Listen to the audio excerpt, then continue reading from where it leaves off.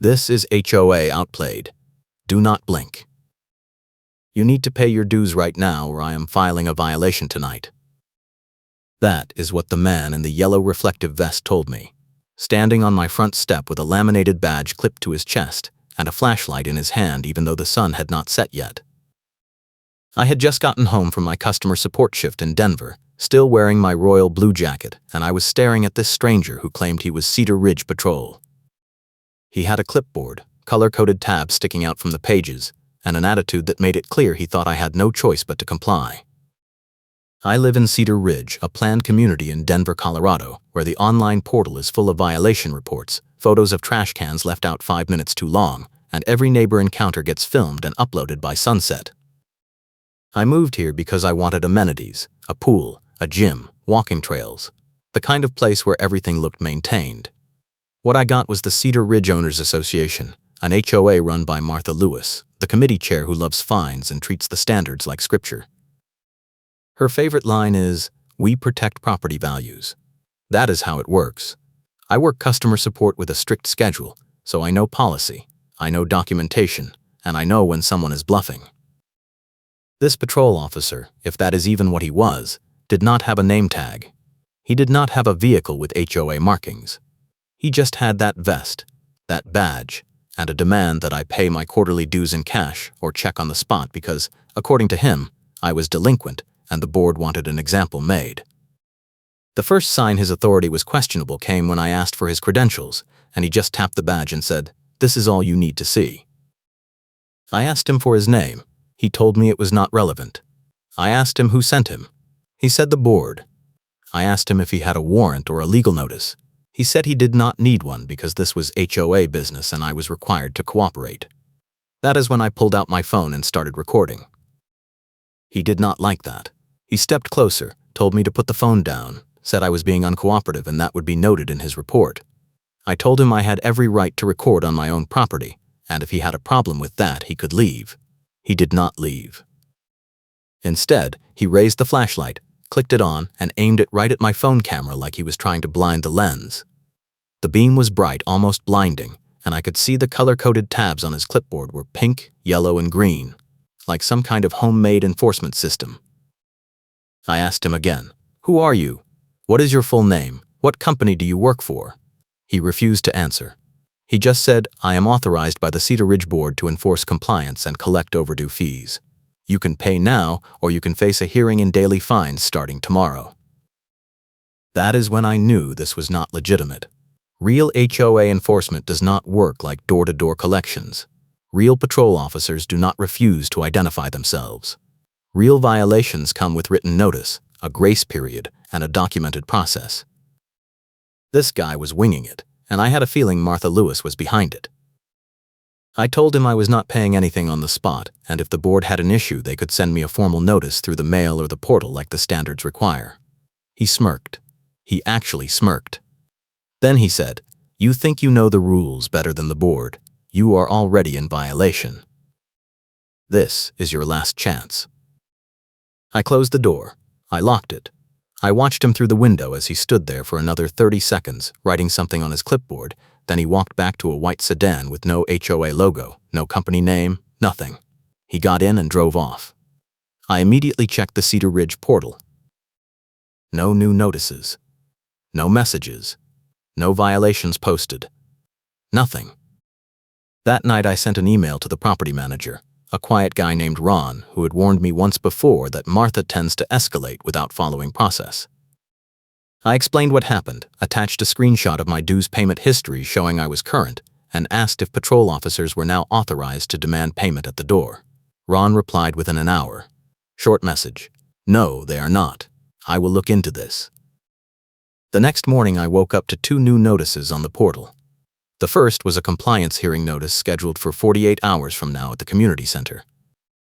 The second was a violation report filed under my address claiming I refused to provide identification to an authorized officer and failed to remit overdue fees. The report was filed by Martha Lewis herself. It included a photo of my front door taken from the driveway. The timestamp matched the patrol visit. I printed everything. My payment history. The email to Ron. The standards PDF that clearly states all violations must be delivered in writing with a 10-day notice period before any hearing. I highlighted the section that says patrol officers, if contracted, must display company identification and may not collect fees. I also pulled the doorbell camera footage. My camera had recorded the entire encounter, including the part where he refused to give his name and aimed the flashlight at my phone. I replied to the violation on the portal. I attached the payment history, quoted the standards section, and requested the credentials of the officer who visited my property. I sent a copy to Ron. I sent a copy to the HOA attorney listed on the website. I documented everything with timestamps. No response.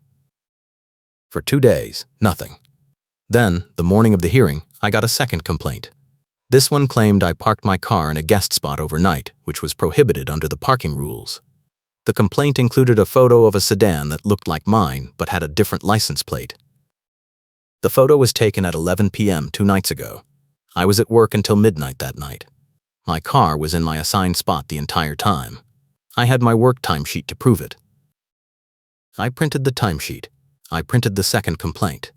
I printed a photo of my car in my driveway with the correct plate visible. I added it all to the binder I was building. I labeled each section with the same color-coded tabs I had seen on the patrol officer's clipboard. Pink for payment records. Yellow for standards violations. Green for evidence. The hearing was set for 6 p.m. at the community center meeting room. I arrived at 5:50 p.m. Ron was already there, sitting off to the side with a notepad. Martha Lewis was at the head table in a bubblegum pink blazer, flanked by 2 other board members I recognized from the annual meeting. The HOA attorney, a tired-looking woman in her 50s, sat at the corner with a laptop open. There were maybe a dozen other residents in the chairs, all watching. Martha started the meeting exactly at 6. She did not waste time. She read my name, my address, and the 2 violations: failure to remit dues and unauthorized use of guest parking. She said the board took these matters seriously because they undermine the integrity of the community and erode property values. Then she said, "We have documentation and witness statements. Do you have anything to say?" I stood up. I said I had documentation too. I walked to the front and handed the attorney my binder. Martha tried to interrupt. She said, "We have already reviewed your account and the violations stand." I ignored her. I opened the binder to the pink tab and showed the payment history. Paid in full. Current through the next quarter. The attorney looked at it. She looked at Martha. Martha said, "That does not address the refusal to cooperate with the officer." I flipped to the yellow tab. I read the section of the standards that requires written notice and a 10-day period. I read the section that says patrol officers must display company credentials. I asked Martha who employed the officer. She said he was contracted by the board. I asked for the contract. She said that is not your concern. I asked for his name. She refused. The attorney cleared her throat. She said, "If the officer was contracted, we need documentation of that contract and proof of his authority." Martha said, "We protect property values. That is how it works." The attorney said, "That is not an answer." I flipped to the green tab. I pulled out a printed screenshot of the email I sent to Ron 2 days before the hearing. I pulled out Ron's reply confirming that patrol officers are not authorized to collect fees at the door. I handed both pages to the attorney. Martha's face went red. She said, "You have no proof. It is already documented." I smiled. I said, "Actually, I do." I pulled out my phone. I opened the doorbell camera app. I cast it to the TV screen mounted on the wall. The room went quiet. The footage played. The patrol officer at my door. The demand for payment. The refusal to give his name. The flashlight aimed at my camera. The threat of daily fines. The whole thing. When it finished, I paused the screen on the frame where his badge was visible. I zoomed in. The badge had no company name, no license number, no official seal. Just a generic security badge you can buy online. One of the board members, an older man I had never seen speak, said, "Martha, did you hire this person?" Martha did not answer. The attorney said, "I need an answer." Martha said, "He was helping us enforce compliance." The attorney said, "That is not legal. You cannot send unlicensed individuals to collect fees or threaten residents. That exposes the association to liability. The room erupted. Residents started talking over each other. Someone shouted, "She did the same thing to me last month." Someone else said, "I got threatened with a tow for parking in my own driveway." Ron stood up and said, "I have emails from 6 other residents reporting similar visits." Martha tried to gavel the room quiet, but no one stopped talking. I flipped to the final page in the binder, a witness statement. Signed and dated by my next-door neighbor who saw the patrol officer leave my property, walk to the unmarked sedan, and sit there for 20 minutes writing on his clipboard before driving away. The statement included the date, the time, and the license plate of the sedan. I handed it to the attorney. The attorney read it. She closed the binder. She looked at Martha and said, "This hearing is over. The violations are dismissed. Any fines issued are voided. I am recommending the board retain an independent investigator to review all enforcement actions taken in the last 6 months." Martha started to argue, but the attorney cut her off. She said, "If you continue this behavior, you will personally face legal action, and the association will not cover you." Martha stood up. She grabbed her clipboard and her phone and walked out. The bubblegum pink blazer disappeared through the door and the room stayed silent for a few seconds. Then the older board member said, "I move to dismiss both violations and correct the record." The third board member said, "Seconded." The vote was unanimous. Ron walked over to me after the meeting. He said, "You handled that perfectly." I said, "I just followed the process." He said, "Most people do not. They get intimidated and pay the fine or move out. That is what she counts on." I asked him how long Martha had been running enforcement like this. He said, "Too long. But tonight might change that. The attorney is not happy, and the board is not backing her anymore." I went home that night and checked the portal. Both violations were gone. The record showed no compliance issues. The hearing notes were posted, and they included the attorney's recommendation for an independent review. Within a week, 3 other residents came forward with complaints about fake patrol visits. 2 of them had doorbell footage. One had a recording of the same officer demanding payment for a violation that was never filed. The board launched the review. It turned out Martha had hired her brother-in-law to play the role of patrol officer and intimidate residents she personally disagreed with. He had no security license, no contract, no insurance. He had been collecting cash payments and splitting them with Martha. The amounts were small, $50 or $100 at a time, but over 6 months it added up to thousands. The review found 14 residents who had paid under threat, and the board voted to reimburse all of them and remove Martha from the committee. Martha tried to fight it. She claimed the residents were lying, that the footage was edited, that the board was targeting her because she cared about property values. The attorney shut it down. She said, "You violated state law, you defrauded residents, and you exposed the association to a class action lawsuit. You are done." Martha resigned 2 weeks later. The board issued a formal apology on the portal and updated the enforcement standards to require third-party verification for any contracted security or patrol services. They also added a rule that all violation notices must include the name and contact information of the issuing party, and residents have the right to request credentials at any time. Ron stayed on as property manager. He told me later that the board wanted to make sure nothing like this happened again, and they were working with the attorney to draft a resident bill of rights that would be added to the standards. He said, "You started something. People are not afraid to push back anymore." I kept the binder, I kept the footage, I kept every email and every receipt, not because I thought I would need them again, but because I learned that documentation is the only defense you have when someone tries to intimidate you with fake authority. The patrol officer never came back. The white sedan never appeared in the neighborhood again. And every time I see someone on the portal complaining about a violation, I tell them the same thing. Ask for credentials. Record everything. Know the rules better than they do. The neighborhood changed after that. The portal became less of a war zone. People started questioning enforcement actions instead of just accepting them. The new committee chair, a retired teacher named Angela, made it a point to hold quarterly town halls where residents could ask questions and review the standards together. She said transparency was the only way to rebuild trust, and she was right. I still work customer support. I still have a strict schedule, I still live in Cedar Ridge because I wanted the amenities, and I am not letting bad actors drive me out of a home I worked for. But now I know exactly how the system works, and I know how to use it. One evening a few months later, I was walking to the gym when I saw a new resident standing in his driveway arguing with someone in a reflective vest. I walked over. The vest guy was holding a clipboard and demanding payment for a landscaping violation. I asked to see his credentials. He hesitated. I pulled out my phone and started recording. He left within 60 seconds. The new resident thanked me. He said, "How did you know he was fake?" I said, "Because real enforcement does not look like that." I told him to check the portal, to read the standards, and to never pay anything on the spot. I gave him Ron's email address. I told him if anyone ever shows up at his door demanding payment, record it and report it immediately. He asked me if this kind of thing happened a lot. I said, "It used to. Not anymore."